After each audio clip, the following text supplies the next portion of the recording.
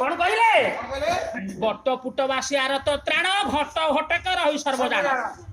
ଇଏ କଥାଟା ସେ କୋଉଠୁ ଆଣିଲେ ଯଦୁମଣି ପଶ୍ଚିମ ଦ୍ୱାର ପଟେ ଚନ୍ଦନ ହଜୁରୀ ଚାଖି କୁଟିଆଙ୍କ ଘର ସେଇପଟେ ଯଦୁମଣି 3 ମାସ ରହିଲେ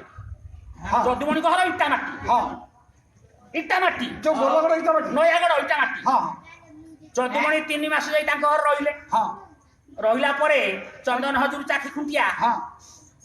ସିନ୍ଦୁର ଗଜଳ ଜାଲ ରାଣ୍ଡ ପୁଣି ଚାଖିଆଲେ ଉଠିଲା ଯାହାଙ୍କ ପାଇଁ କୁହା ହଉଛି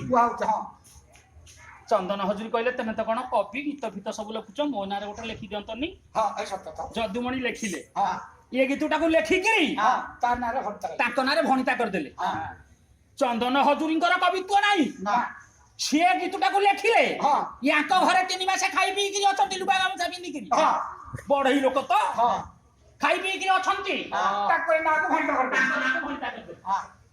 ସମସ୍ତେ କହିଲେ ଚନ୍ଦନ ହଜୁରିଆକୁ ଲେଖିଲେ ଚନ୍ଦନ ହଜୁରୀ ବଟ ଫୁଟ ବାସିଆର ତ ତ୍ରାଣ ଏ କଥାଟାକୁ କୋଉଠୁ ଆଣିଲେ କଲା କରା ଅରବିନ୍ଦେ ନ ପଦାର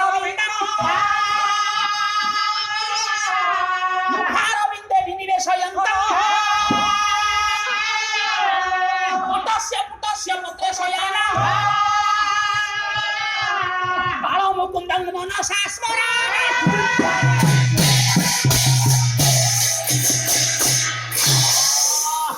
ରୌଦ୍ର ପ୍ରଳୟ ହେଲା ବଡ଼ଦାଣ୍ଡ ବୁଡ଼ିଗଲା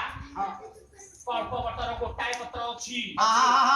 ତାଳ କବିଦ ଭୂଷଣ୍ଡ ସବୁଆଡେ ବୁଲିଲା ଭୂଷଣ୍ଡ କାକ ଦେଖିଲା ସବୁଆଡେ ପାଣି ଗୁଡାକ ବସିକି କେମିତି କୋଉଠି ବସିନି ଗୋଟାଏ ପତ୍ର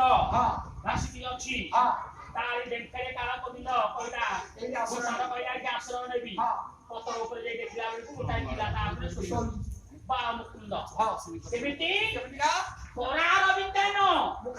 ପଦାରବିନ୍ଦଂ ମୁଖାରବିନ୍ଦେ ବିନିବେଶୟନ୍ତ